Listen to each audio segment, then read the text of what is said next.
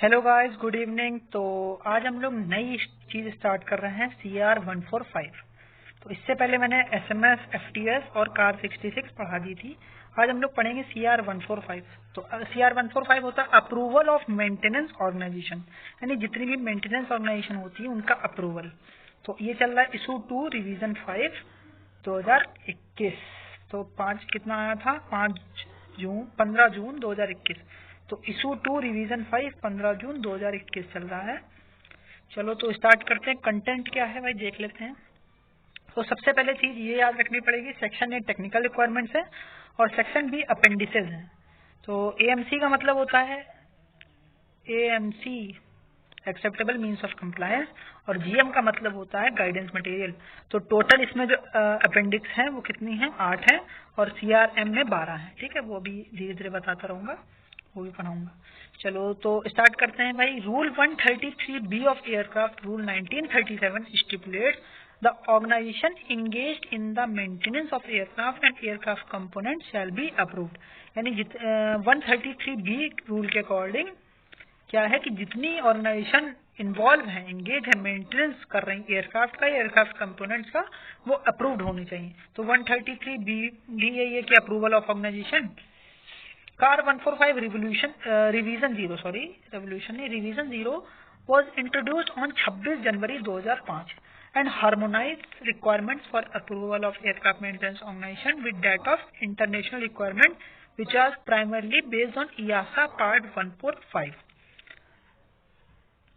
तो क्या है, हार्मोनाइज है EASA Part 145 and time to time to synchronise with EASA Part 145। तो CAR 145 issue to date 8 October. तो लेटेस्ट रिवीजन जो है EASA Part 145 एंड सारी Part 145, तो उससे भी हार्मोनाइज है। ठीक है, this CR is issued under the provision of rule 133 of aircraft rule 1937। 133A क्या है, directions issued by DGCA। In order to harmonize Indian requirements for the approval of maintenance organization with international requirements, CR 145 Revolution 0 was introduced on 26 January 2005, which was primarily based on JAR 145। JAR 145 मतलब Joint Aviation Requirement। ठीक है, तो बढ़ते हैं आगे। मैं पहले से ही मैंने टिक लगा रखा हूँ कि क्या क्या पढ़ना इम्पोर्टेंट है। इशू 2, तो लास्ट जो अपडेट आया था वो आया था इशू 2 रिवीजन 5 15 जून 2021। क्या रिवीजन था उसमें, अमेंड किया गया, इंक्लूड किया UK CA फॉर्म 1 यानी United Kingdom CA form 1 as an acceptable equivalent document. ठीक है, तो ये भी इंक्लूड कर लिया गया है। तो सबसे पहले मेन बात होती है, ये याद कर लीजिए, A.145 A.10 स्कोप है, A.25 फैसिलिटी रिक्वायरमेंट्स है, A.30 आपका पर्सनल रिक्वायरमेंट्स है, A.35 आपका certifying staff and support staff है, A.36 records of airworthiness review staff है, A.40 आपका इक्विपमेंट एंड टूल्स है, A.42 कंपोनेंट्स है। और याद रखना पड़ेगा ये आपको as it is, A.42 components, A.45 maintenance data, ये बहुत इंपॉर्टेंट है, maintenance data, A.47 production planning, A.50 certificate of maintenance, A.50 certificate of maintenance, A.55 maintenance and airworthiness review records, A.60 occurrence reporting, ये बहुत important है, occurrence reporting, safety and quality policy, maintenance procedure and quality system, A.65, A.60 occurrence reporting, production planning, A.47 and last A.70 MOE, तो maintenance organisation exposition and A.95 findings. तो ये रहे बहुत सारे important चीजें। Now next section B appendices, ये आपको बहुत याद करनी पड़ेंगी। अभी फिलहाल 8 है, याद कर लीजिए। Appendix 1 use the CA form 1 for maintenance, appendix 2 organisation approval class and rating system, appendix 3 approval certificate, appendix 5 CA form 4, appendix 6 CA form 6, appendix 7 CA form 2 और अपेंडिक्स 8 FTS, जो कि मैंने पढ़ा चुका हूँ मैं। ठीक है, चलो general. For the purpose of this CR the competent authority shall be DGCA for organisation having a principal place of business in India और एनी अदर कंट्री। तो ये जो सीआर का पर्पस क्या है, कंपिटेंट अथॉरिटी जो होगी वो डीजीसीए होगी। For the purpose of CR 145 DGCA should be considered as competent authority. Now A.405 applicability and effectivity. तो किसके लिए एप्लीकेबल है, किसके लिए इफेक्टिव है? तो organisation involve in the maintenance of complex motor power aircraft और aircraft use in the commercial air transport और components intended for the fitment thereto shall be approved in accordance with the provision of this CR. यानी जो भी complex motor powered aircraft हैं उनका maintenance and जो ऐसे aircraft हैं जो कि कमर्शियल एयर ट्रांसपोर्ट के लिए यूज किए जा रहे हैं और उससे रिलेटेड कंपोनेंट्स, उनके लिए मतलब ये सीआर एप्लीकेबल है। This CR of effective force shall be complied by all new existing organisation. तो ऑल न्यू यानी जितने पुराने हैं और जितने नए बने हुए हैं उनके सबके लिए जो एप्लीकेबल है। Personnel qualified to carry out and/or certified NDT non-destructive test of aircraft structure and/or components on the basis of standard recognized by DGCA may continue to carry out and/or certify such test। यानी क्या मतलब हुआ इसका कि जितने भी जो काम हो रहा है वो जो स्टैंडर्ड रिकॉग्नाइज किए गए हैं, सेट किए गए, डीजीसीए के द्वारा सेट किए गए हैं। Large aircraft, note large aircraft means an aircraft classified an aeroplane with a MTOW यानी MTOM maximum takeoff mass of more than 5700 kilogram और a multi engine helicopter। तो 5700 किलोग्राम से ज्यादा वाले लार्ज एयरक्राफ्ट कहलाएंगे और multi engine helicopter. Certifying staff कौन होते हैं? जो कि रिस्पॉन्सिबल हो release of an aircraft of component after maintenance. तो जो भी क्या है एयरक्राफ्ट के रिलीज को या उसके कंपोनेंट को रिलीज को मेंटेनेंस के बाद रिलीज करते हैं उनको बोलते हैं सर्टिफाइंग स्टाफ। मेंटेनेंस क्या होता है? Maintenance mean any one or combination of overhaul, repair, inspection, replacement, modification, defect rectification of aircraft or component with the exception of pre flight inspection. यानी प्री फ्लाइट इंस्पेक्शन को छोड़ के जितना overhaul बचा, repair बचा, इंस्पेक्शन बचा, replacement बचा, modification बचा, डिफेक्ट रेक्टिफिकेशन बचा, इनके अलावा ये सब आपके क्या हो? मेंटेनेंस क्या कहलाया जाए, चाहे एक हो या इनमें से अधिक हो। ऑर्गेनाइजेशन क्या होता है? Any natural person or legal person or a part of legal person such an organisation में होल्ड मोर देन 145 अप्रूवल। ठीक है, तो ये हो गया ऑर्गेनाइजेशन। प्री फ्लाइट इंस्पेक्शन, तो ये एक तरीके का इंस्पेक्शन होता है जो कि बिफोर फ्लाइट किया जाता है to ensure the aircraft is fit for intended flight. देख लीजिए क्या लिखा हुआ है। Component means any engine. Component क्या होता है? Means any engine, propeller, part और अप्लायंस। तो कंपोनेंट में इंजन आता है, प्रोपेलर आता है, पार्ट और अप्लायंसेस आता है। Complex motor powered aircraft means complex motor power. तो कॉम्प्लेक्स मोटर पावर्ड एयरक्राफ्ट तीन चीजें होती है, एरोप्लेन, हेलीकॉप्टर और टिल्ट रोटर एयरक्राफ्ट। तो कौन कौन से? Aeroplane, helicopter, tilt rotor aircraft. Aeroplane में भाई वो होते हैं जिनका maximum take off mass 5700 kilogram से ऊपर हो, certified for more than 19 seater passenger, जो 19 सीटर पैसेंजर से ज्यादा हो, या जिसमें दो पायलट एटलीस्ट 2 पायलट हो, या इक्विप्ड विद टर्बोजेट इंजन और मोर देन 1 टर्बोप्रॉप इंजन। तो इक्विप्ड विद टर्बोजेट इंजन और more than 1 turboprop engine. Helicopter के लिए क्या है? Above 3175 maximum take off mass. दूसरा है कि मोर देन 19 सीटेड पैसेंजर और तीसरा है एटलीस्ट 2 पायलट और तीसरा है टोटल टिल्ट रोटर क्राफ्ट। ठीक है, चलो स्कोप में आ जाते हैं। तो लाइन मेंटेनेंस शुड भी, इसके अंदर दो मेंटेनेंस होते हैं, एक लाइन मेंटेनेंस और बेस मेंटेनेंस। लाइन मेंटेनेंस में क्या आता है? Line maintenance should be understood as any maintenance that is carried out before flight to ensure the aircraft is fit for intended line. तो लाइन मतलब एयरक्राफ्ट जो flight से पहले ही किया जाता है, लाइन मेंटेनेंस भी, और जो दूसरा मैंने बताया था अभी प्री फ्लाइट इंस्पेक्शन। लेकिन प्री फ्लाइट एक इंस्पेक्शन है और वो एक मेंटेनेंस है। ठीक है, याद रखना। लाइन मेंटेनेंस में क्या क्या आता है? Trouble shooting, defect rectification, component replacement. तो ट्रबल शूटिंग मतलब होता है किसी भी चीज को ढूंढना, कोई फॉल्ट को ढूंढना। डिफेक्ट रेक्टिफिकेशन आता है किसी भी रेक्टिफिकेशन को, किसी भी डिफेक्ट को रेक्टिफाई करना। Component replacement with the use of external test equipment. If required, component displacement may include components such as engine and propeller. तो इंजन एंड प्रोपेलर को भी हम लोग लाइन मेंटेनेंस में ही सही कर देते हैं अगर उसको एक्सटर्नल टेस्ट इक्विपमेंट से सही किया जा सकता है, रिप्लेस किया जाता है. Schedule maintenance and obligor checks including visual inspection that will detect obvious unsatisfactory condition discrepancies but do not require extensive in-depth inspection.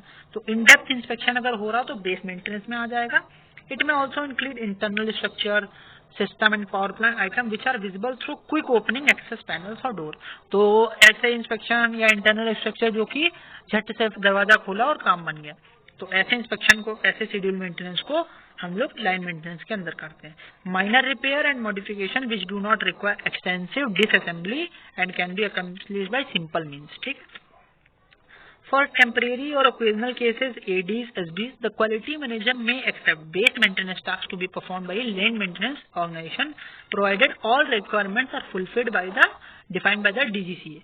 तो कभी कभार टेम्परेरी और ओकेजनली के द क्वालिटी मैनेजर में एक्सेप्ट, यानी क्वालिटी मैनेजर एक्सेप्ट कर सकता है बेस मेंटेनेंस टास्क को लाइन मेंटेनेंस ऑर्गेनाइजेशन में किया जाए, बट शर्त ये है कि फुल जो रिक्वायरमेंट्स हैं वो फुलफिल की जानी चाहिए डीजीसीए के द्वारा. Maintenance task falling outside those criteria considered to be base maintenance. तो इनके अलावा जो कुछ बचा वो बेस मेंटेनेंस के अंदर आ जाएगा. Where the organisation uses facilities both inside and outside the country such as satellite facilities, subcontractors, line maintenance, etc. Such facilities may be included in the approval without being identified on the approval certificate, subject to the maintenance organization exposition, identifying facilities and containing procedure to control such facilities and DGCA being satisfied that. तो ये काम का नहीं ज्यादा. Scope. तो by interference, a small maintenance organization would only be involved with a limited number of light aircraft or aircraft components. Use of commercial air transport, it is therefore a matter of scale. Light aircraft do not demand the same level of resources. तो सभी को पता है अगर हवाई जहाज बड़ा है और अगर छोटा है तो दोनों के लिए रिक्वायरमेंट्स अलग अलग होंगी. It is recognized that CR 145 approval may be required by two quite different types of organization. First being the light aircraft maintenance hangar and second being the maintenance workshop. तो maintenance workshop भी चाहिए होता है light aircraft के लिए और maintenance hangar भी चाहिए होता है. For CAR 145 may be required by two different. ठीक है. Where only one person is employed, in fact having the certifying function and others, this organization approved under CAR 145 may use the alternative provided in this guidance material limited to the following. तो A2, A3, A4, B2, D1 क्या होता है मैं बता देता हूँ. इसके लिए मैं आपको ले चलता हूँ पेज नंबर 165 यानी 165 पे 124 पे सॉरी.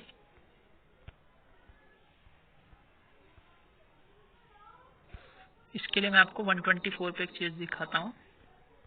ये देखिए एयरक्राफ्ट के केस में बात हो रहा तो A1 क्या होता है, aeroplane airship above 5700 kilogram. A2 aeroplane और airship 5700 kilogram and below. A3 होता है हेलीकॉप्टर. A4 होता है other than A1, A2, A3. B1 होता है टरबाइन, B2 होता है पिस्टन, B3 होता है APU. तो टरबाइन, पिस्टन, APU. ठीक है. और C1 से C22 कंपोनेंट्स होते हैं, उसको छोड़ दीजिए अभी के लिए. आ जाते हैं हम लोग वापस.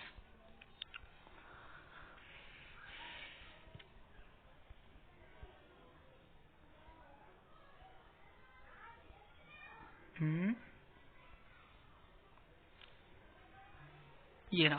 तो A2 मैंने बता दिया base and line maintenance of aeroplane. ठीक है. तो aircraft other than piston engine. तो B2 क्या था, टरबाइन, पिस्टन और B3 था APU. D1 होता है non destructive. So the minimum requirement is for one full-time person who meets the DGCA licensing requirements for certifying staff and holds the position of accountable manager, maintenance engineer, and also certifying staff, if applicable, airworthiness review staff. No other person may issue. यानी अगर एक ही बंदा है वही सब कुछ संभाल रहा है, वही अकाउंटेबल मैनेजर भी है, वही जो है सर्टिफाइंग स्टाफ भी है, तो उसके बिना नहीं नो अदर पर्सन में इशू है CRS. तो CRS उसके अलावा कोई नहीं दे सकता. The quality monitoring function of 145.8.6 may be contracted to appropriate organization approved under 152% with the appropriate technical knowledge. Quality audits employed on a part-time basis is the agreement of DGCA. यानी DGCA की agreement लिए लेकर part time basis पे quality audit जो है check किए जा सकते हैं। क्वालिटी मॉनिटरिंग फंक्शन कॉन्ट्रैक्ट किया जा सकता है दूसरी ऑर्गेनाइजेशन को जो कि 145 से अप्रूव्ड है with appropriate technical knowledge and extensive experience of quality audits employed on a part-time basis. Full time for the purpose of 145 means not less than 35 hours per week during vacation period, except during vacation period. यानी 35 घंटे minimum at least not less than 35 hours per week, यानी एक हफ्ते में 35 घंटे से कम नहीं होने चाहिए for the full time purpose. In the case of an approval based on one person using a subcontracted quality monitoring arrangement, the requirement of certifying staff is satisfied by the submission and acceptable by the DGCA of the form CA Form 4. तो CA Form 4 होता है acceptance of post holder, वो भी आएगा. With only one person of the requirements of a separate record of authorization is unnecessary. The appropriate statement to reflect the situation should be included in the exposition. तो agreement of DGCA जरूर देख लीजिए कि जो quality audit है वो agreement of DGCA होना चाहिए. और एक्सेप्टेंस बाय डीजीसीए क्या है कि अगर अप्रूवल बेस्ड है वन पर्सन यूजिंग ए सब constructed quality monitoring arrangement, the requirement for a record of certifying staff is satisfied by the submission and acceptance bye DGCA. It is the responsibility of the contracted quality monitoring organization or person to make a minimum of 2 visit per 12 months, यानी 2 visit एक साल में लगभग होने चाहिए. And it is the responsibility of this organization or person to carry out such monitoring on the basis of 1 visit pre-announced and 1 visit unannounced. ठीक है. It is the responsibility of the organization to comply with the findings of the contractor quality manager or the person. It should be understood that if the contracted organization or the above mentioned person loses or gives up its approval, then organization approval be suspended. तो भाई अगर उसी जो सब contracted person का ही या contracted organisation का ही cancel हो गया है अप्रूवल, तो उसका ऑटोमेटिकली भाई कैंसिल हो जाएगा. Recommended operating procedure for 145 employ maintenance based on 10 person involve. अभी तक ये कहा था सिंगल पर्सन के लिए था, अब हम लोग पढ़ेंगे मिनिमम 10 लोग, up to 10 person involve in maintenance. The normal minimum requirement is for the employment on a full time basis of 2 person who meet the GGC requirement for certifying staff, whereby one hold the position of maintenance engineer and other hold the position of quality audit engineer. तो एक क्या होगा, maintenance engineer होगा, एक quality manager होगा, quality audit engineer. The normal minimum requirement for the employment on a full time 2 persons who meet the DGC requirement. तो 2 ऐसे बंदे होंगे जो DGC requirement को follow करेंगे. Other person can assume the responsibilities of the accountable manager, providing that they can comply in full with the applicable elements. But the maintenance engineer should the certifying staff to retain the independence of quality audit to carry out audits. यानी दोनों person can assume the responsibilities of the accountable manager. Either person can assume the responsibilities of the accountable manager, providing that they can comply in full with the applicable elements of 8.30. But the maintenance engineer should be the certifying staff person to retain the independence of the quality audit engineer to carry out audits. तो maintenance engineer ही मतलब होगा जो कि certifying staff होगा और retain the independence quality audit engineer, वो quality audit करेगा कि भाई. Nothing prevents either engineer for undertaking maintenance tasks, providing that the maintenance engineer issue the CRS. From undertaking maintenance tasks, the quality audit engineer should have similar qualification and status to the maintenance engineer for reason of credibility, unless he has a proven track record in a aircraft quality assurance, in which case some reduction in the extent of maintenance qualification may be permitted. In cases where DGC agrees that is not practical for the organization to nominate a post holder for the quality monitoring, the function may be contracted in accordance with. In cases where DGC agrees that it is not practical for the organization to nominate a post holder for a quality monitoring, ठीक है. An application for the issue or variation of the approval shall be made in DGCA form of manner stipulated by the DGCA or with para होगा. Application in a form and in a manner stipulated by the DGCA means the application should be form of CA Form 2 given as appendix 7 of the CR। तो appendix 7 CFR में stabilise जो DGCA ने किया उसके according. CA form 6 approval recommendation report appendix 6 shall be used for the grant change continuation of maintenance organisation approval. तो किसके लिए use होता है? ग्रांट चेंज या continuation of maintenance organisation approval. ठीक है। Terms of approval the organisation shall specify the scope into exposition appendix 2 of the CR contains a table of all cases and rating. तो ये rating हम लोग को दे रखी है, इसको आपको याद करना पड़ेगा। C1 कौन सी होती है, C1 2 कौन सी, तो C1 से लेकर C22 को आपको याद करना पड़ेगा। ओके, तो मिलते हैं। अभी तक इसमें कुछ ना समझ में आएगा तो बताइएगा, बाकी सब ये लर्निंग बेस्ड ही है और एक बार आप इसको पढ़ लीजिएगा। फिर मिलते हैं हम लोग कल नेक्स्ट वीडियो में। Okay, bye bye.